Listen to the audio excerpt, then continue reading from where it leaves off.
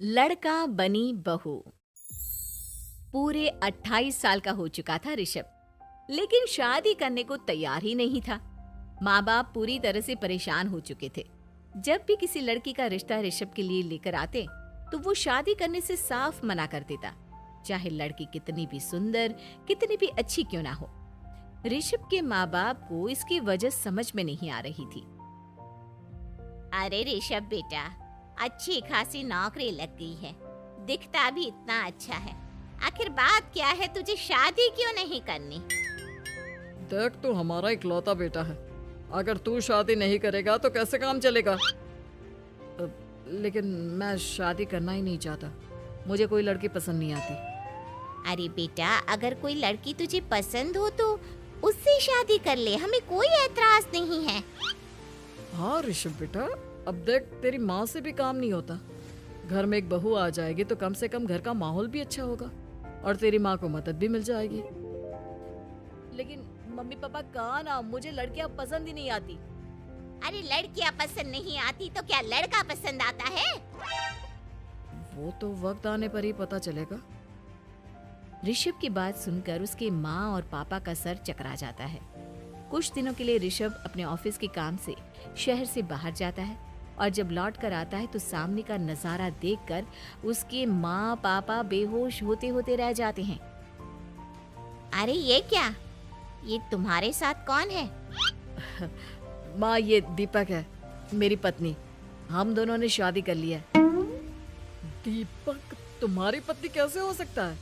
अरे दीपिका होती तो बात समझ में भी आती। ये तो लड़का है। तो क्या हुआ पापा, आजकल तो ये सब फैशन में है और मैंने आपको बताया था कि मुझे लड़कियां पसंद नहीं आती। अरे तो इसका मतलब ये थोड़ी है कि तुम दीपक को दीपिका बनाकर ले आओगे। मुझे बहू चाहिए, बहू के रूप में, ये आदमी नहीं। लेकिन मम्मी जी, मैं आपकी बेटे से बहुत प्यार करती हूँ। मेरा मतलब करता हूँ। अरे इसको तो करता हूँ करती हूँ का अंतर भी नहीं पता। लेकर जाए इसे वापस। अगर आपने इसे घर से बाहर निकाला पापा, तो मैं भी इसी के साथ चला जाऊंगा। मैं ऋषभ के बिना जी नहीं सकती। मेरा मतलब जी नहीं सकता। हमारा जिंदगी भर का साथ है, प्लीज हमें अलग मत कीजिए मम्मी जी, पापा जी। हे भगवान, ये तूने क्या दिन दिखाया? तेरे बेटे को थोड़ी अकल दे दे, लड़के को बहू बनाकर घर में ले आया है। अब क्या होगा? हम दुनिया को क्या मुंह दिखाएंगे? माँ बेकार में परेशान हो रही है। दीपक आपके सारे काम करेगी और एक अच्छी बहू की तरह आपके साथ रहेगी, देखना। पहले तो खुद तो क्लियर कर ले कि यह कुछ करेगा या करेगी। बाद में हम सोचते हैं कि हम क्या करें। बहू के आने के बाद क्या करते हैं, मुंह दिखाई की रस्म, तो आप भी वही कर लीजिए। आप चाहे तो मैं पूरे मोहल्ले में न्योता दे आती हूँ। अरे रहने दे, तेरी वजह से बेइज्जती और ज्यादा होगी।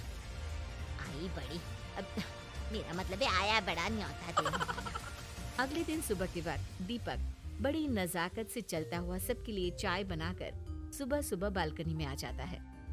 प्रणाम मम्मी जी, प्रणाम पापा जी। ये देखिए, चाय बिल्कुल आपकी पसंद की है।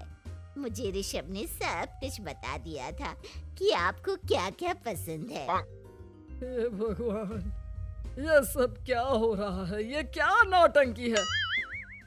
नौटंकी कहाँ है? माँ देखिए तो, मेरा दीपक आपका कितना ख्याल रख रहा है। लाओ, अब जो भी है, जैसे भी है, चाय पियेंगे ही सही। थोड़ी देर के बाद, वैसे दीपक, चाय तो तुमने बहुत अच्छी बनाई है। चलो कुछ तो अच्छा हुआ। अगले दिन, अजी सुनते हैं, आज पैरों में बड़ा दर्द हो रहा है। लग रहा है घुटनों में फिर से कुछ न कुछ प्रॉब्लम हो रही है। डॉक्टर ने वो दवाई दी थी, उसकी मालिश करो ना अपने घुटनों पर, आराम मिल जाएगा। वो क्या है ना, खुद के हाथों से ठीक से मालिश नहीं हो पाती। अरे मम्मी जी, आपको परेशान होने की क्या जरूरत है? मैं हूँ ना, लाइए, मैं आपके पैरों पर मालिश कर देता हूँ। मेरा मतलब कर देती हूँ। अरे रहने दे, रहने दे। घर में बहू होती तो सेवा करती, यहाँ तो आदमी बहू बनकर बैठा हुआ है। मम्मी जी नाराज मत होइए, एक बार मुझे मौका तो दीजिए आपकी सेवा करने का। अच्छा ठीक है, ये ले दवाई लगा दे। दीपक बहुत अच्छे तरीके से घुटनों की मालिश करता है। थोड़ी देर के बाद इतना आराम मिल रहा है क्या बताऊं। ऐसा लग रहा है मेरे घुटनों में कभी तकलीफ थी ही नहीं। लगता है तुम्हारी लड़का बनी हुई बहू तुम्हें पसंद आने लगी है। ऐसा कुछ भी नहीं है, वो तो बस इतने अच्छे से मालिश की इसलिए मैंने इसकी तारीफ कर दी। मम्मी जी पापा जी आपस में लड़ाई नहीं करते। अच्छा आप ये बताइए शाम के खाने में क्या खाएंगे? पनीर, दाल मखनी, पुलाव, कुछ भी स्पेशल बता दीजिए। अरे भाई ये सारी चीजें मुझे तो खाने में बहुत ही पसंद है। तुम क्या कोई औरत हो जो पनीर दाल मखनी बनाओगी? हाँ, अरे लड़का हो तो लड़के की तरह बिहेव किया करो ना। भले ही मैं लड़का हूँ तो क्या हुआ, अब तो मैं ऋषभ की पत्नी और आपके घर की बहू हूँ, तो मुझे उसी तरह से रहना पड़ेगा ना। अच्छा ठीक है, जो तुम्हें पसंद है बना लो। आदमी रसोई में खाना बनाते हुए कैसे लगते हैं, जरा मैं भी तो देखूं।